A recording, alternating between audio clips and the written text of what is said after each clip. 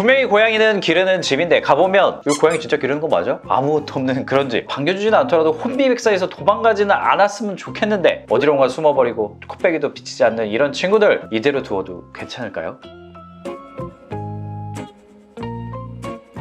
먼저 고양이들이 왜 외부인을 왔을 때 반기지 않는지 알 필요가 있는데요. 고양이는 기본적으로 경계심을 가지고 있고요. 이를 통해서 자기의 생존 확률을 높이는 그런 습성을 가지고 있죠. 그래서 익숙한 가족들이 아니라고 하면 그 나머지 상황들에 대해서는 정말 쉽게 위협으로 느끼는 경우들이 많이 있습니다. 그래서 예측 불가능한 상황과 낯선 이의 방문은 이건 정말 대환장 콜라보. 고양이를 부탁해 촬영할 때 가장 힘들었던 점이 뭔지 아시나요? 촬영장에 가서 문제 행동을 보여줄 생각도 하지 않고 숨어버린 고양이들. 결국 그 고양이는요, 재촬영을 갔습니다. 지금 생각해도 정말 아찔합니다. 아니, 남의 집 애들은 잘만 나오던데 이렇게 외부에서 온 사람, 외부인에 대해서 경계하는 이 친구들의 포인트가 뭘까요? 첫 번째는 타고난 기질, 유전적인 부분이겠죠. 그리고 두 번째, 사회 시기에 어떤 경험을 겪었는지입니다. 그리고 마지막으로 외부인이 왔을 때 되게 트라우마 같은 상황, 너무 심하게 놀랬다거나, 그리고 이런 경우들이 생각보다 많은데 고양이를 잘 모르는 분들이 고양이 보고 귀엽다고 막 달려드는 그런 경험을 하고 나서부터 특정 성별 또는 아예 그냥 외부인 모두에 대해서 긴장하고 숨어버린 친구들이 있습니다. 갑자기 외부인이 싫어지는 경우도 있을까요? 갑자기 외부인이 싫어졌다기보다는 내가 극심한 스트레스 상황 또는 극심한 공포 상황을 한번 경험하고 났기 때문에 현재 이 집이라는 공간에서도 자신감이 그냥 떨어져 버린 상태로 보는 게 더 맞습니다. 스스로가 지금 너무 위축돼 버렸다. 저희 사모도 그리고 애기씨 같은 경우에도 낯선 사람이 오는 거에 대해서는 좀 숨어있는 시간이 긴 편이었어요. 근데 지금은 어떻습니까? 저희 집에서 촬영을 자주 하다 보니까 촬영하는 날은 간식이 터지는 날이거든요. 훨씬 더 낯선 이들의 방문에 대한 경계심이 아주 많이 낮아진 상태입니다.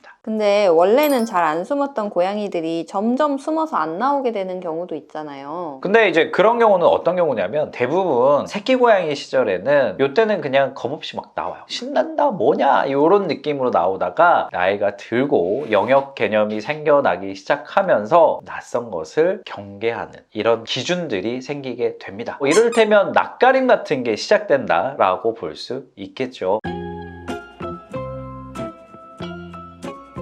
그래서 이 숨는 문제, 고양이는 당연히 뭐 숨는 거 아니야? 라고 생각하실 수도 있어요. 하지만 이렇게 그냥 완전히 숨어버리는 것을 단순히 성격 문제라고만 생각하기에는 겁이 많은 성향의 고양이들이 이 외부인 출입을 하나의 공포적인 상황으로 완전히 연결지어서 생각해버렸을 때 이게 나중에는 정말 큰 문제가 될 수도 있거든요. 지금 당장은 문제가 발생하지 않더라도 스트레스에 대한 이제 회복력은 지속적으로 계속 좀 떨어질 수밖에 없고요. 그리고 심지어 그 집 앞을 지나다니는 발자국 소리라던가 외부인의 흔적 같은 이런 작은 소리에도 민감한 상태가 될 수 있습니다. 그리고 그런 경우들이 있거든요. 이제 고양이들이 다 달가워하진 않지만 집에 사람들이 조금 자주 드나드는 상황이 생길 수가 있어요. 명절이라던가 가전 설치 이런 것들을 할 때는 사람들이 정말 많이 왔다 갔다 할 수 있는데 이런 상황에서 스트레스 과잉 상태가 되면서 식욕 저하라던가 스트레스성 질병이 생기는 경우들도 있습니다. 그래서 이런 기질을 가지고 있는 고양이들 결국 보호자가 더욱 조심만 하게 되는 상황이 될 수도 있는데 이런 상황은 이 친구를 훨씬 더 예민하고 까다롭게 만들 수가 있습니다. 단순히 그 자극을 없애주기만 할 거는 아니다 라는 점을 기억하실 필요가 있습니다. 자, 그래서 요지는 뭐냐면 낯선 이의 방문, 생활소음 같은 것들에 대해서 조금씩이라도 긍정 강화 교육 또는 역적권화 교육을 진행해 주시는 것을 꼭 추천을 드립니다. 우리가 함께 살아가는 생활 공간과 환경 속에서는 필수적으로 일어날 수 있는 자극 요인들이 있거든요. 이 부분에 대해서 편해져야만 이 친구가 보다 행복하게 살 수가 있어요.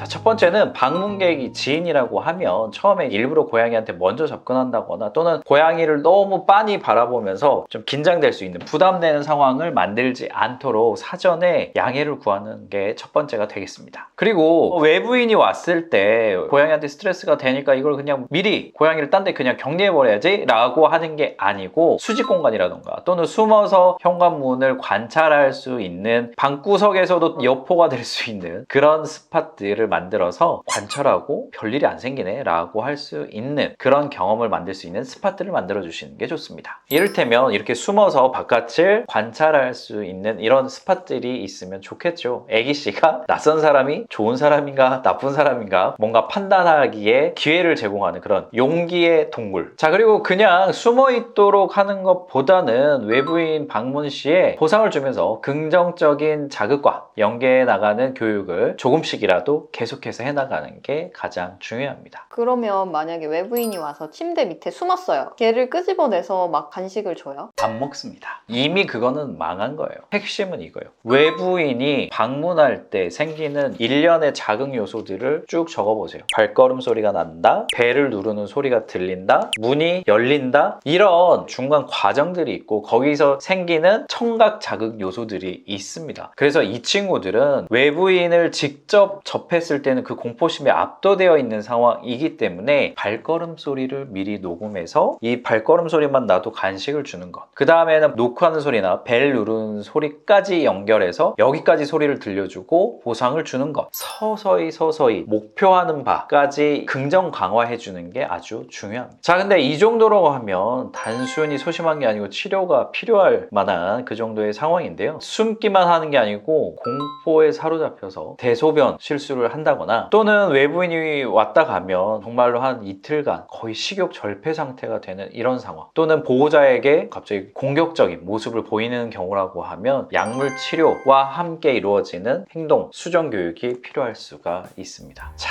아무에게나 들어눕는 개냥이는 아니더라도 적어도 낯선 사람이 왔을 때 한 10분만 간 보고 나았으면 좋겠다 라고 말씀하시는 분들이 정말 많은데요. 계속해서 우리가 매일매일 긍정 강화 교육을 시켜준다면 결국에는 낯선 일을 너무 공포스러워하지는 않는 그런 우리 집 고양이를 만들어줄 수 있겠습니다. 좋아하게 만들 순 없나요? 낯선 일을? 핵심 사회화 시기를 놓치신 성묘라고요?